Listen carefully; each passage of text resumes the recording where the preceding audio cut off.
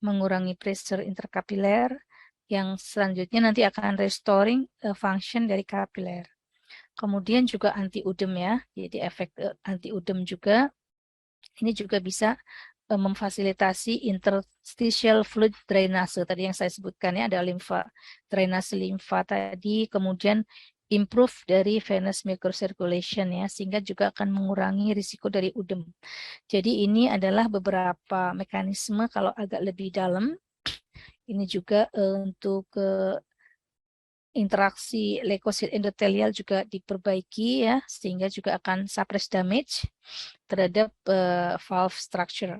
Ya, ini adalah beberapa mekanisme dari diosmin ya pada hemoroid. Nah, bagaimana cara penggunaannya? Jadi kombinasi 5 flavonoid tadi sudah dikemas menjadi satu bentuk sediaan ya, mengandung micronized purified flavonoid fraction 1000 mg. Itu nanti cara menggunakannya adalah 3 kali sehari, 4 hari dilanjutkan 2 kali sehari selama 3 hari. Seperti yang dilakukan pada studi di wanita hamil tadi ya. Ini adalah pada kondisi yang akut ya teman-teman, artinya ketika terjadi serangan ya atau terjadi kekambuhan begitu. Sedangkan kalau yang untuk pemeliharaan, untuk pemulihan setelah terjadinya kondisi akut tadi, dan ini juga bisa dipakai juga untuk misalnya pada varises ya, karena ini sebetulnya prinsipnya sama, yaitu targetnya pada vena. Itu bisa dilakukan dengan 1 tablet sehari selama 2 bulan dan diminumnya setelah makan. Jadi ini bisa membantu meringankan wasir maupun juga gangguan peredaran darah di kaki atau di varises ya. Jadi ini adalah bentuk yang sudah disiapkan. Nah, sekali lagi bahwa obat ini sudah didukung oleh beberapa bukti-bukti klinis, di mana sudah ada juga studi bahwa obat ini bekerja pada inti gejala ya, jadi akar peradangan vena, dia memiliki efek mengurangi jumlah makrofag ya. Di sini Ardium ini adalah tadi ya nama brand dari kombinasi 5 flavonoid tersebut. Di sini untuk yang warna biru ini mengurangi makrofag atau monosit. Yang ini artinya apa? Mengurangi peradangan. Kita tahu ya di dalam proses peradangan itu terjadi migrasi dari sel-sel leukosit ya menuju ke tempat peradangan. Ya, ini dibandingkan dengan obat lain hasilnya sangat berbeda signifikan ya. Demikian juga di sini ya, mengurangi granulosit. Ya, kemudian juga pada gejala hemoroid akutnya ini juga ditunjukkan bahwa dengan MPFF ini yang warna biru ini pada 2 hari ini sudah terlihat efek yang signifikan ya, di mana ini diukur dengan self evaluation dari pasien, ditanyakan mengenai gejalanya gitu ya. Tadi kan gejalanya macam-macam ya teman-teman ya, mungkin ada yang panas, gatel, sakit seperti itu.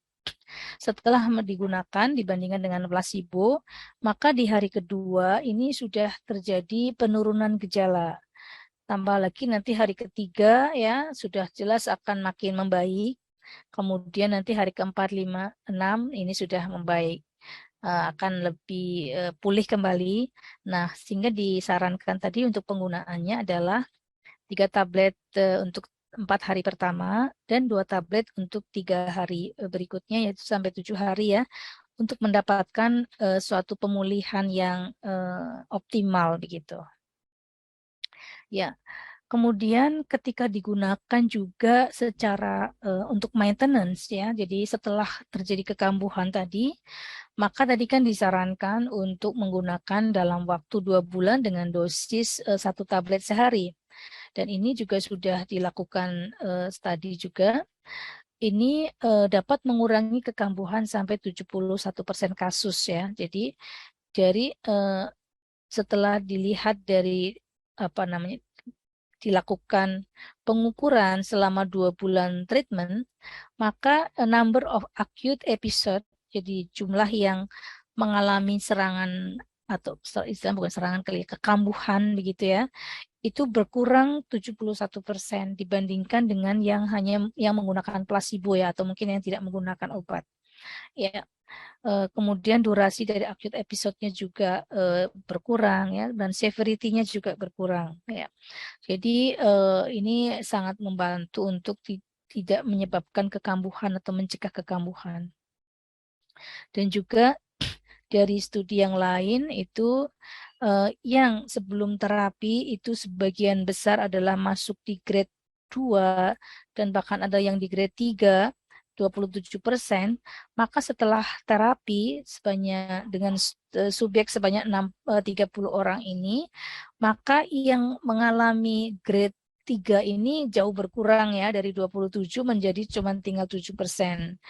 Selebihnya dari yang grade 2 ini pada turun nih menjadi grade 1 ya. Jadi berarti yang membaik, sudah tidak ada lagi grade 2-nya, bahkan normal ya, sampai ada yang normal 30%. Ya, ini adalah satu bukti juga bahwa ini cukup menurunkan derajat hemoroid. Dan kemudian untuk mereka yang sudah mengalami operasi, maka ini juga bisa meredakan gejala pasca operasi dalam 3 hari pertama. Ya, jadi ini adalah bukti-buktinya tentang rasa nyeri, tenesmus, pruritus, bleeding itu bisa dikurangi dengan penggunaan MPFF ini. Dan juga perbaikan gejala dan kualitas hidup pasca operasi juga lebih baik, di mana pasien rasa nyerinya turun lebih cepat, membutuhkan analgesik yang lebih sedikit, sehingga meninggalkan rawat inapnya juga lebih cepat begitu. Ya, baik. Selanjutnya adalah ya mungkin sekarang ini apa yang bisa disarankan oleh apoteker ya pada pasien hemoroid yang datang ke apotek.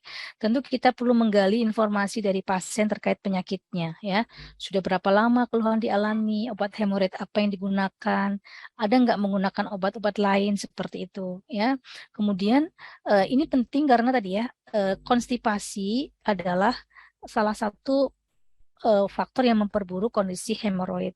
Sehingga misalnya pasien ternyata menggunakan misalnya beberapa obat ya, seperti mungkin ferosulfat ya, preparat besi, obat-obat antidepresan juga ada beberapa yang menyebabkan konstipasi, obat antihipertensi diltiazem, verapamil. Nah, itu juga bisa ditanya ya, karena obat-obat tersebut bisa menyebabkan konstipasi, sehingga tentu konstipasinya harus dicegah dengan mungkin lebih banyak terkait dengan dietnya tadi. Dan pilihkan obat yang sesuai dengan kondisi pasien. Nah, untuk pemilihan terapi, maka perlu dipertimbangkan derajat grade hemoroid tadi, jenis hemoroidnya, kemudian preferensi dari pasien. Jadi pasiennya lebih suka yang mana, topikal atau oral dan sebagainya ya, yang lebih nyaman untuk pasien. Kemudian pertimbangan tentang farmakokinetik dan sebagainya terkait dengan pendosisan seperti itu ya, dan kontraindikasi. Ini secara umum ya teman-teman, enggak saya bahas secara detail. Nah, kemudian mungkin yang perlu kita perlu edukasikan adalah ada warning symptom yang perlu menjadi perhatian ketika hemoroidnya durasinya lebih dari 3 minggu, kemudian ada darah pada fesis dan tanda anemia yang mungkin sudah kelihatan agak pucat begitu, disertai nyeri abdominal, muntah dan berat badan turun signifikan, ada nyeri hebat, dicurigai mungkin ada drug induced konstipasi, ada prolaps hingga ke area anus ya, mungkin itu sudah agak parah, maka itu harus segera dirujuk ke dokter ya. Jadi jika hasil pengalian itu memperoleh warning symptom, maka segera dirujuk ke dokter untuk mendapatkan penanganan yang diperlukan. Ya, dan informasi tentang terapi hemoroid tentu adalah tujuan dan terapi pengobatan ya. Ini untuk apa, kapan aturan dosisnya seperti apa. Kalau misalnya pasien menggunakan obat-obat dengan cara khusus seperti supo ataupun krim ya ataupun topikal, perlu dijelaskan cara menggunakannya. Kemudian cara penyimpanan. Kemudian perlu disampaikan bahwa kalau tidak ada perubahan dan semakin memburuk dalam 1 minggu setelah menjalani terapi, maka segera diperiksakan ke dokter. Edukasikan tentang warning symptom tadi ya, untuk menegaskan perlunya pasien konsultasi ke dokter jika sudah terjadi hal tersebut. Tentu saja hal-hal terkait dengan non-pharmacological terapi perlu disampaikan juga ya, terkait dengan pola hidup ya, kemudian pola makan dan sebagainya. Baik teman-teman.